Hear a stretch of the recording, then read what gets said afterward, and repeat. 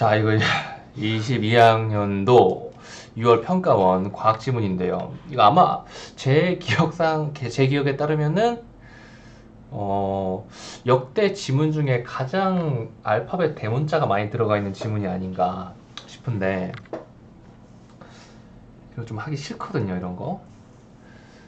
내가 과학을 모르니까. 과학 이거 좀 근데 써져 있는 대로 사실 이야기하면 되긴 해요. 이런 지문일수록 오히려 문제는 더 쉬워요. 아마 편견 안 갖고 풀었으면 더 쉽다고 느꼈을 수도 있어요. 왜냐면은 이게 똑같은 거 계속 반복이잖아. 실제로 엄청 정보량이 많아 보이는데 대문자 이거 다 제거하고 나면은 사실은 30% 정도, 30% 정도 내용이 없어진단 말이에요. 그리고 이런 식으로 나오는 놈들 중에서 막 인문지문처럼 생각하게 만들고 이런 놈들이 없어요. 지금 보기 문제도 있는데 보기 문제도 사실은 정보만 딱딱딱 찾으면은 풀리는 식으로 나왔을 거예요. 보기 문제에서 막 증감 비교하고 그런 문제 있잖아요. 그것도 어려운 문제 아닐 겁니다. 보시면은 이거를 일단 뭐 저도 모르는 내용이에요. 같이 한번 읽어봅시다. 지문 해설이니까. 필요한 정도만 하고 뭐 이해 잘 안 되면은 그냥 넘어가면서 나중에 문제 보면서 거기에서 정보 발췌하는 식으로 꼭 푸세요. 이제 가급적 이제 흐름만 좀 잡는 식으로 해봅시다. 자, 노벨 화학상을 멀리스라는 사람이 받았대요. 이 사람이 PCR을 개발했대요. 중합 효소 연쇄 반응인데 이거 그냥 한번 쓱 보고 머릿속에 들어가면은 집어넣고 아니면 그냥 요게 엄청 좋은 기술이다 라고 생각하고 넘어가시면 됩니다. 이제 뭐 이 녀석이 어떤 녀석인지는 우리가 알아야겠죠. PCR이라는 녀석을 통해서 어떤 걸 할 수 있는가.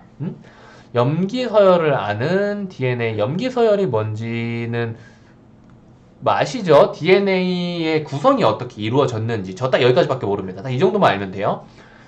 이것이면 이것을 다량으로 증폭할 수 있는 길을 연 게 바로 PCR입니다. 이 PCR이 증폭해주는지 안 해주는지 아니면 이건 몰라요.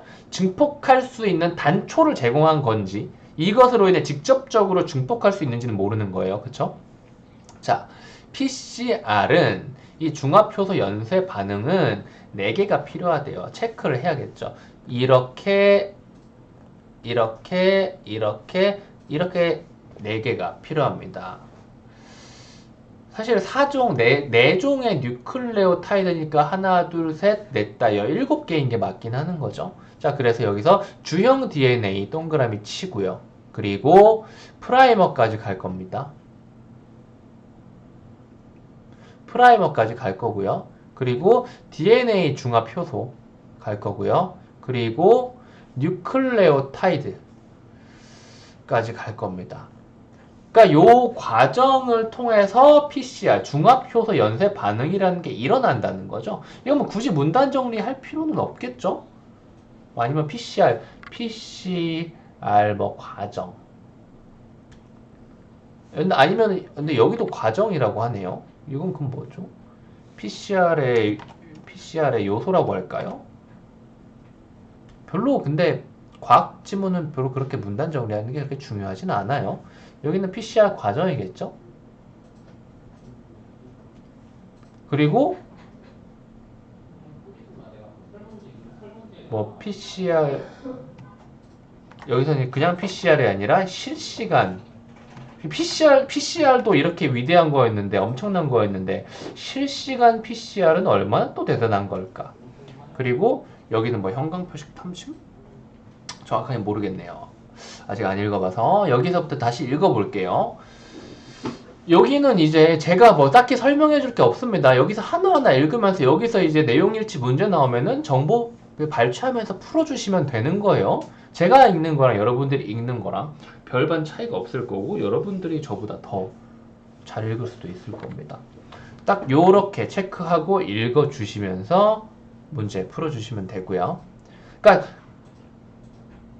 내용을 머릿속에 암기하려고 하지 마세요. 그냥 요렇게 진행되는구나. 그러니까 호기심을 조금 갖고 그냥 읽기 너무 싫은데 라는 생각하지 말고 PCR은 뭐야? 라는 생각을 가지고 호기심을 가지면 그나마 읽으면서 이런 거구나. 이런 거구나. 이거를 문제 풀어야 되는데 이거 머릿속에 넣어야 되는데 라는 생각을 하고 외우려고 하지 말라고. 그러면은 못 외워지니까. 어차피 이거 못 외워요. 이거 외울 수 있는 사람 없어요, 이거. 우리나라에 몇 명이나 되겠어. 이거 쭉 읽으면서 외울 수 있는 사람. 못 외우지. 그렇기 때문에 꼭 필요한 필수적인 녀석들의 체크를 하고 나머지는 이해하는 식으로 넘어가라는 겁니다. 그리고 문제를 풀 때 발췌를 하는 거고. 그래서 한 글자 한 글자 여기서 안 읽을 거예요. PCR 과정은 우선 체크하셔야 되고요. 순서를 이야기해 주는 거잖아요. 그래서 이렇게 시작한대요. 그리고 이후 또 체크를 하셔야겠죠. 이렇게 어쩌고 저쩌고 이렇게 생기고요. 그리고 이러한 복제 과정이 한 사이클을 이루며 사이클마다 2배씩 증가한다. 이거 체크하셔도 되고 안 하셔도 되고 읽었으면은 사이클이 돌 때마다 뭔가 증가하는구나 라는 것을 알 수가 있겠죠. 그리고 이것도 체크해 주시고요. 더 이상 증폭되지 않을 정도로 충분히 돌린 후에 사이클을 수행한 후에 종료한다. 여기서 이렇게 끊어주시면 됩니다. 전통적인 PCR PCR는이라고 하는데 왜일까요? 중합효소 연쇄 반응이라고 말해도 은이라고 해야 되는데 PCR라고 옛날처럼 반응해서 는이라고 붙인 걸까? R이면은 은이라고 말해야 되잖아. PCR는 뭐 아무튼 별로 상관없는 것 같긴 하다만 기분이 나빠가지고 이런 거 꼬투리 잡고 싶네. 아무튼 자 이렇게 한대요. 응? 나 앞에 이야기했던 거 나 다 까먹었어. 나 지금 이렇게 했던 다 까먹었어요. 나 읽은 거 다시 안 올라갈 거예요. 문제 보고 정보 찾을 거예요. 그래서 이렇게 뭐 최종 산물의 형광 물질을 뭐 결합시켜가지고 이런 여부를 확인한대. 이런 것도 다 찾으면 되는 거죠. 굳이 체크를 그렇게 많이 하실 필요는 없습니다. 이것도 좀 과하긴 한데요. 자, 그래서 이제 PCR는 시료의 표적 DNA 양도 알 수 있는 실시간 봐봐, 이것도 PCR이라고 발음했으면 이라는 이라고 말해야지. PCR라는 획기적인 개발로 이어졌다. 실시간 PCR는 전통적인 PCR와 동일하게 PCR를 실시하지만 이 지금 전통적인 것과 구분을 짓고 있죠. 요것이 바로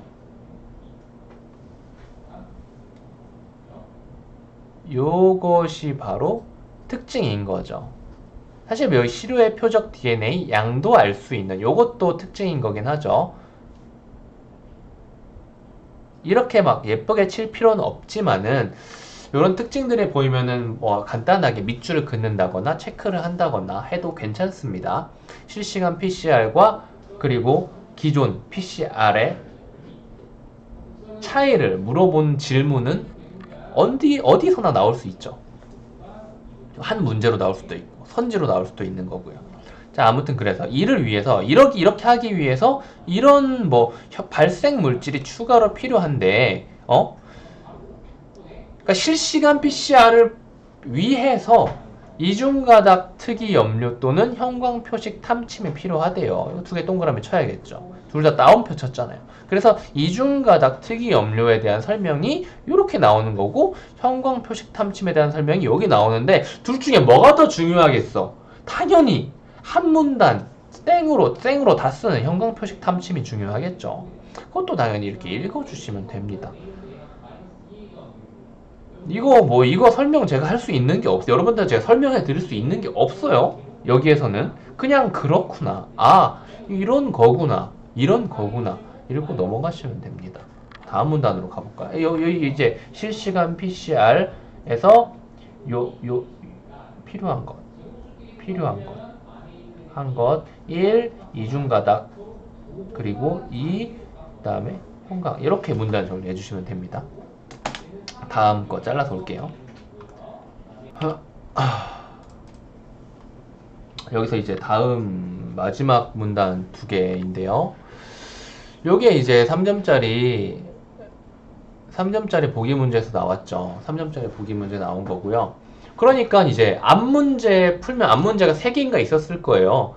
그러니까 앞부분 보면서 문제 풀면서 내용 발췌하면서 조금 정독 필요한 곳은 정독하고 이렇게 이해를 해가면서 세 문제를 스르륵 풀고 나면 이제 4분에서 6분 정도가 지났을 겁니다. 그리고 나서 이 A 문제를 풀기 위해서 1분에서 2분 정도를 추가적으로 투자를 해주시는 거예요. 지문을 아무리 쭉 읽어봤자 이건 머리에 안 들어와요. 그쵸? 머리에 안 들어와요. 그래서 이걸 3점짜리 보면서 같이 읽으면서 풀어주시고, 그리고 이제 PCR의 의의라든가 뭐 활용 범위라든가 뭐 그런 것들 마무리하는 문단이구나 라고 읽어주시면 되겠습니다. 사실 지문 해설이라고는 했지만은 지문 해설을 한 거는 한 부분도 없어요. 그쵸? 근데 실제로 시험 때 요런 느낌으로 접근하셔야 돼요. 그래서 해설이라고 한 겁니다. 이건 뭐 제가 뭐 과정과 엄청 복잡한 논리적인 그런 사고를 통해서 도출해낼 수 있는 그런 게 아니라 그냥 나열되어 있는 기계적인 어떤 과정들을 나열하는 거기 때문에 이거를 한 글자 한 글자 읽는다고 하더라도 여러분들한테 도움이 될 수는 없고요. 그건 직접 읽으면서 계속 반복적으로 읽으면서 스스로 아 그런 거구나 그런 거구나 라고 생각을 해주셔야지 도움이 되는 겁니다. 암만 이걸 제가 한 글자 한 글자 풀이해서 해설해 준다고 해도 도움은 안 돼요. 그래서 이제 실제로 과학 지문에서 도움이 되는 건 문제풀이의 이제 영역인 거죠. 문제를 풀어 볼 텐데 이것도 읽은 그냥 그대로 해가지고 접근해서 풀어보는 방식으로 딱 그냥 아무 생각 없이 그냥 외우지도 않고 한 글자 한 글자 또박또박 소화하지 않은 그 상태 그대로 풀어보는 방식으로 해보겠습니다.